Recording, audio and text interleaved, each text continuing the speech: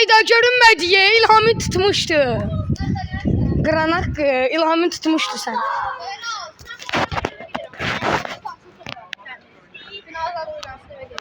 Ayda çölde qapının ağzına bu sefer.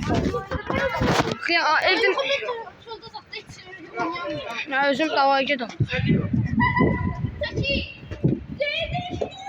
Uy.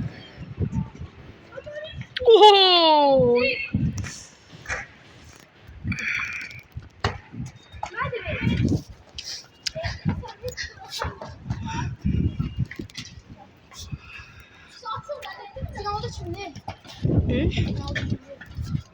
Yəqin ki məndən zeyid.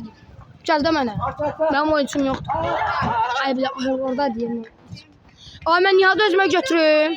Sen kapçıya O sif vur qır parçala laheməyə salam göndər. Akşam meşgul ya. Akşam meşgul ya. Uy! Uy! Mən bəlkə getmə. Asif stop. Nə bileyim. Gedərik də. Bugün gitmeyeceğim. Ver. Gel gördük.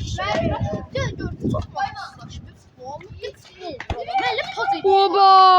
Poz ediyor bazıları bize. Ay bilək ki, bəlkə mən də 5-ci gün çalışırım. Allah haqqı maraqsızdır. 5-ci gün mən yapışdırmadım səni. Amma gedəcəm, mən olsun. Məşq buraxmaq istəmirəm.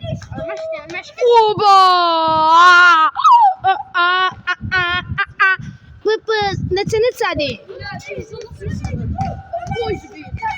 Uy! Ay, hələ də qol səsi yoxdur ya. Ben bir daha bunu